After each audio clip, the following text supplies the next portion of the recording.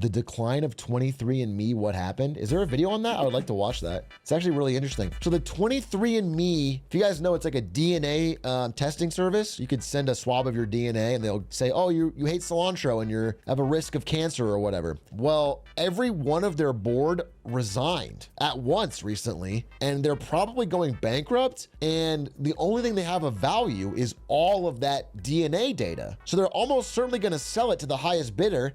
And you did not sign up for that when you did the swab test. So it's like someone's gonna have your full DNA. That's like what's happening. I would love to learn more about it though. I only have sort of that high level overview. 23andMe vid, oh, is this it? I kind of want to see it. 23andMe.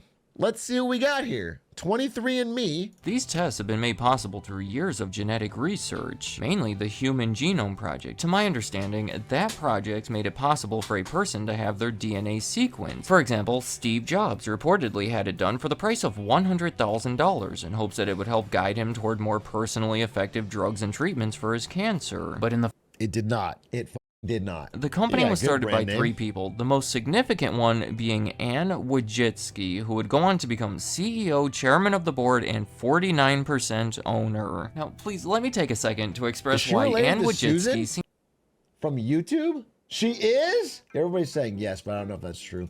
Ann and Susan Wojcicki. Holy shit, they are sisters. That's crazy. Her sister was an important figure at Google, helping make it keeps going. Shortly after founding 23andMe, she married Sergey Brin, who was one of the co-founders of Google that early on invested millions of dollars. She married Sergey Brin? That's unreal wealth. That's unreal wealth. Okay. In 2021, the company hit its peak valuation on the stock market of around $6 billion. 23andMe has since lost almost all of its value. Ann Wojcicki has been pushing to take it private again, so it doesn't have to worry about all the short-term pressure from investors on the market. Sure. And that has led to everyone resigning from the board of directors, essentially saying that they weren't clear about the direction of the company. And one of those directors, by the way, was the current CEO of YouTube. She expressed how she was surprised. I mean, my understanding is that it's not a great business if all they sell you is the one-time test, because the people that are interested might do it, but they'll do it one time. They'll never do it again. There's no repeat business. So your super fans only use it once, and everyone else that's not interested just doesn't do it. So you run out of customers relatively quickly. Like they don't have like there's nothing, if it was like a subscription service or something where they, I don't know, gave you more insights, but that doesn't make any sense. But right away, I want to make it clear that 23andMe has never been profitable and is losing more money right now than ever before. Dude, it's so funny that so this business sucked. But like here in 2021 and 2022, it's like the market was like, that's cool. We don't care. 6 billion valuation. And then around, late 22, 23, everyone started waking up. Like, wait, what the fuck? In the beginning, when they charged almost $1,000 for the kitty, most people simply weren't willing to pay that much, yeah, of so course. they gradually reduced that price all the way down to $99. Like, when they first started charging $99 for the test, you would only be able to get that price if you agreed to a year-long $9 per month subscription, where you would receive updates about discoveries in the community specific to your DNA. That specific structure did not last long, but in 2020, they introduced a new yearly subscription for a premium service that offers additional. I don't understand why you wouldn't just buy it then cancel once you got the data. The same thing. It's like almost worse. It's like streaming where people just binge the show they want then cancel. That is going to lead me into the next reason on my list, and that is the health value of their tests. Because it is essentially a 2-part test. Part of it focuses on ancestry and ethnicity, while the other part focuses on your health. You know what they should do? Is they should just say, get mask off with the data and tell you which celebrity your DNA is most like. Every month they'll give you another celebrity. People love that shit. Or they can tell you the day you're gonna die. Yeah, exactly. But obviously they don't know that, they just make it up. But if you pay the fee, if you pay the bonus $15 fee, they'll give you the day you're gonna die. Just add more things you can pay for to unlock bonuses. They should tell you a random talent you'd be good at. If you pay the bonus fee, they'll tell you whether you could be a musician or whatever. Just make it up. Just make it up. Just literally make it up. And then just easy money. Yeah, you'd be a great juggler.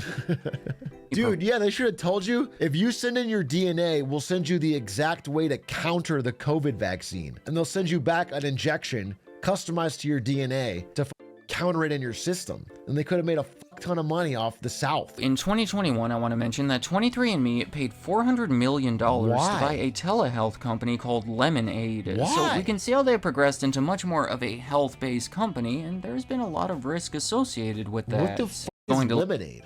Lemonade. Lemonade Health, online doctor and telehealth services. It's just like a Zoom call with a doctor. They spent $400 million for that.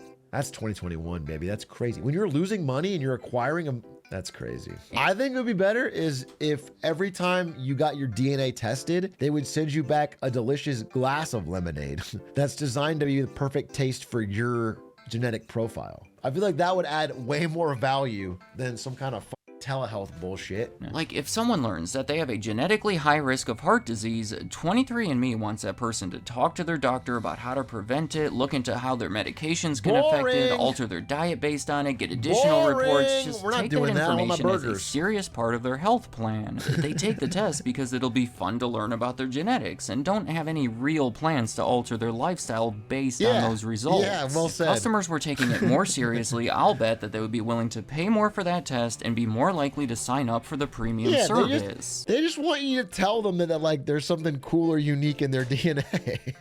They just want you to be like, oh, you have this cool background, or you're descended from a king, or something. That's what they want. Nobody wants a rule book on foods they can't eat. Final reason on my list is privacy concerns, because I guess the specific data is not protected by HIPAA that would protect it in a more traditional medical. That's so funny. I started working on this. 23andMe, not protected by HIPAA. I was going to do this. But this video kind of covers it all, so I'm not going to do a presentation, but I did. It got cut from This Marketing Monday this week. That's funny. What is HIPAA? It's like the Health Insurance Something Protection Act. It's so your data is protected and anonymous when you do a health related thing in the United States, so they can't take it and sell it. However, 23andMe does not apply. They are exempt from that. They're out of that, the HIPAA umbrella, hungry HIPAA. And so the data can be sold, and probably will be because they're going bankrupt. $30 million settlement connected to it. In conclusion, 23andMe is a Moodang is a hippo, but not protected by HIPAA. Okay, so if you had secret information on Moodang's health problems, you could leak that with no problems. There'd be no issues. I know I can, but I wouldn't, based. So if you knew that Moodang had, like, I don't know, a genetic predisposition to cancer or something, you would keep that to yourself because you don't want people to know that. It's not their business. Or heartburn, or whatever. That's big of you. That's heroic. Yeah, you should do that. What does the 23andMe test look like? I mean, like a result. 23andMe results example. So if you did the test, it might tell you that you are, what your ancestry composition is. Oh, like the percentage of where you're from. Tim, this dude all over. Jamie King's a real mix. His ancestors were His ancestors were like nomad sex havers. Just traveled around. Ask Slime. Did Slime tweet his? I'd like to see it. Guys, I did 23andMe. Oh my God. Whoa! Dude, I'm shaking right now. I have to start off by letting you know you're not Italian. Like all that shit I've been saying about Italians, I said last time on the Rainbow episode last week that Italy should be nuked. What if mine says I have 100% have that dog in me? Would that be like cool or nah? It's because you ate too many glissies. No.